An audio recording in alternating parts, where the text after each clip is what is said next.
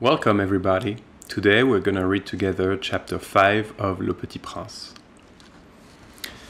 Chapitre 5. Chaque jour, j'apprenais quelque chose sur la planète, sur le départ, sur le voyage. Ça venait tout doucement, au hasard des réflexions. C'est ainsi que, le 3e jour, je connus le drame des baobabs. Cette fois-ci encore, ce fut grâce aux moutons, car brusquement, le petit prince m'interrogea, comme pris d'un doute grave. « C'est bien vrai, n'est-ce pas, que les moutons mangent les arbustes ?»« Oui, c'est vrai. »« Ah, je suis content. » Je ne compris pas pourquoi il était si important que le mouton mangeasse les arbustes, mais le petit prince ajouta « Par conséquent, il mange aussi les baobabs. » Je fis remarquer au petit prince que les baobabs ne sont pas des arbustes, mais des arbres grands comme des églises et que si même il emportait avec lui tout un troupeau d'éléphants, ce troupeau ne viendrait pas au bout d'un seul baobab. L'idée du troupeau d'éléphants fit rire le petit prince. Il faudrait les mettre les uns sur les autres.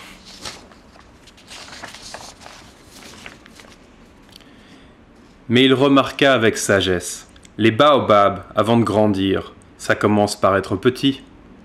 C'est exact. Mais pourquoi veux-tu que tes moutons mangent les petits baobabs ? Il me répondit, voyons.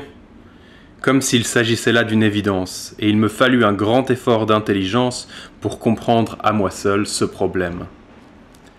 Et en effet, sur la planète du Petit Prince, il y avait, comme sur toutes les planètes, de bonnes herbes et de mauvaises herbes. Par conséquent, de bonnes graines et bonnes herbes, et de mauvaises graines, de mauvaises herbes. Mais les graines sont invisibles, elles dorment dans le secret de la terre jusqu'à ce qu'il prenne fantaisie à l'une d'elles de se réveiller. Alors elle s'étire et pousse d'abord timidement vers le soleil une ravissante petite brindille inoffensive.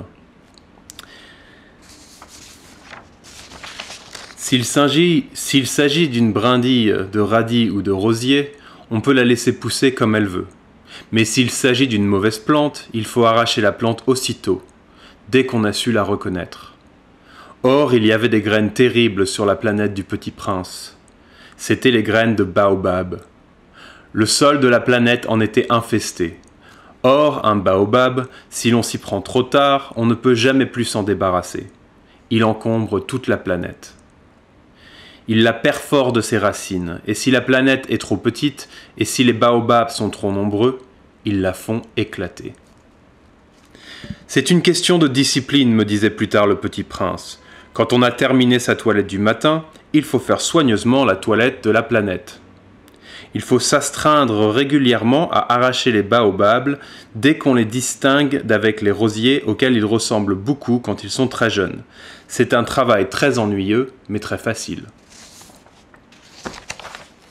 Et un jour, il me conseilla de m'appliquer à réussir un beau dessin pour bien faire entrer ça dans la tête des enfants de chez moi. S'ils voyagent un jour, me disait-il, ça pourra leur servir. Il est quelquefois sans inconvénient de remettre à plus tard son travail, mais s'il s'agit des baobabs, c'est toujours une catastrophe. J'ai connu une planète habitée par un paresseux, il avait négligé 3 arbustes. Et sur les indications du Petit Prince, j'ai dessiné cette planète-là. Je n'aime guère prendre le ton d'un moraliste, mais le danger des baobabs est si peu connu, et les risques courus par celui qui s'égarerait dans un astéroïde sont si considérables que, pour une fois, je fais exception à ma réserve. Je dis « Enfants, faites attention aux baobabs ». C'est pour avertir mes amis d'un danger qu'ils frôlaient depuis longtemps, moi-même sans le connaître, que j'ai tant travaillé ce dessin-là. La leçon que je donnais en valait la peine. Vous vous demanderez peut-être pourquoi n'y a-t-il pas dans ce livre d'autres dessins aussi grandioses que le dessin des baobabs ? La réponse est bien simple. J'ai essayé, mais je n'ai pas pu réussir. Quand j'ai dessiné les baobabs, j'ai été animé par le sentiment de l'urgence.